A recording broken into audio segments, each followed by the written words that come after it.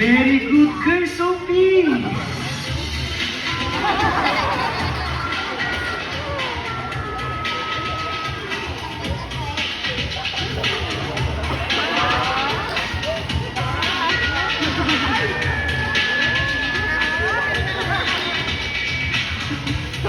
And this time, be quiet, Sophie.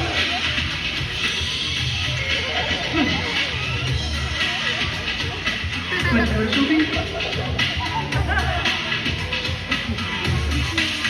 Good girl. Where are they? I got lost. Let's think for a while. How about underwater? I see something? Nothing? From here? Sophie, how about here? Sophie, where are you? There you are.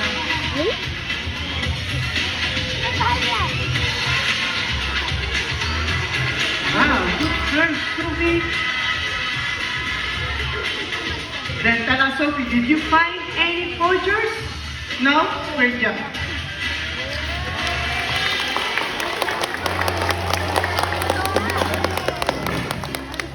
Now our sea lions have come up with a few ideas we would like to share with you on how we can take better care of the environment.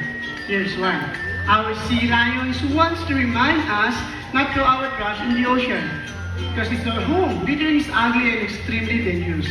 Did you all know that this plastic bag here could kill? Did you all know that?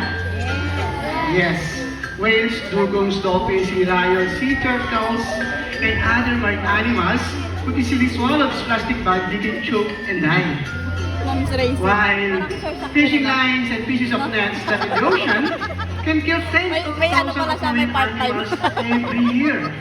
These could get wrapped around their neck and their flippers and can cause great damage. Just like a broken flipper like this. And this is gonna be painful. Good job, Sophie. Like what I said, nets left behind are extremely dangerous. Animal like Sophie get entangled with this net and see what will happen next.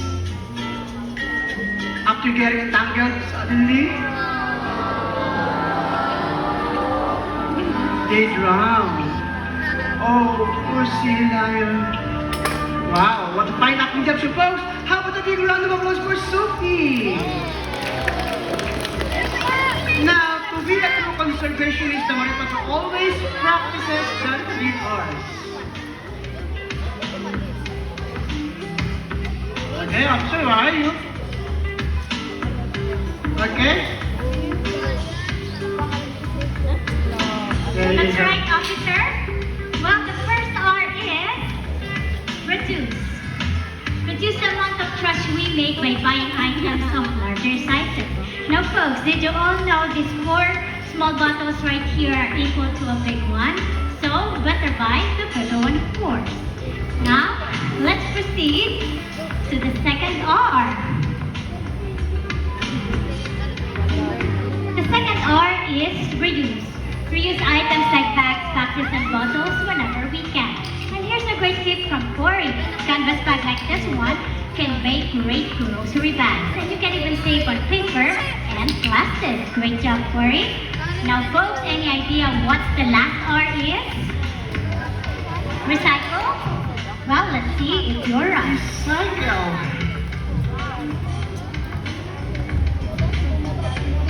And yes, you're right. It's recycle. Recycle materials like aluminum, paper, glass, and even a plastic container just like that on the stage.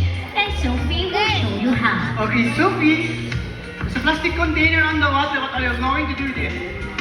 She picks it up and take it where? Where? To the nearest recycling center, of course. Wow, great job, Sophie. As you can see, cleaning up after ourselves is such a simple thing to do. It can help our nature and environment so much. So if our sea lion can do it, so can we. Hey, officer. I think Sophie and Corey is trying to get our attention. I think Officer Wendy would like to say something. Alright, girls, whenever you are ready, speak up.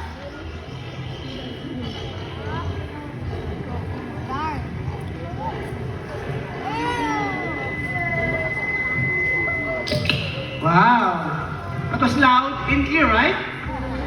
Yes? Now tell me, did you understand that? No. You don't have to worry because Officer Wayne, she does. Oh yes, I do, officer.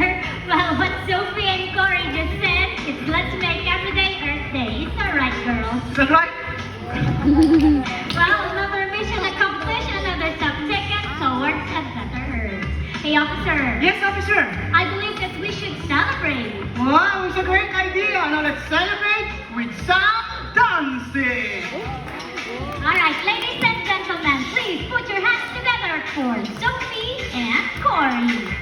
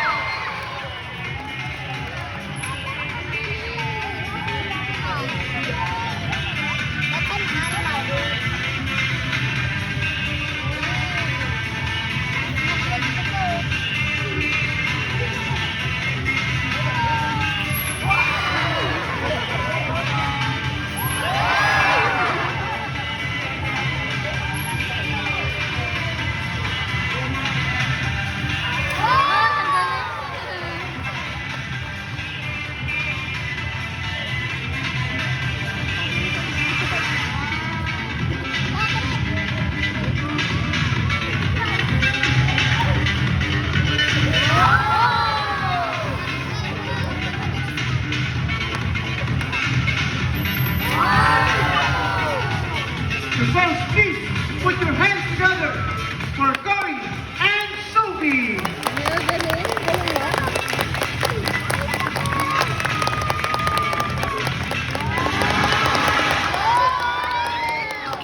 So on behalf of our Sea Lions here at Ocean Adventure, we would like to say thank you for joining us here today. But before you go, please join us in a proud salute. Everybody, salute to the Sea Lion Marine Patrol. We are working hard to protect our precious marine resources, so please do your part to help. Muli, maraming salamat po, and we hope that you are having a great day over here at Ocean Adventure. Goodbye, everyone! Bye!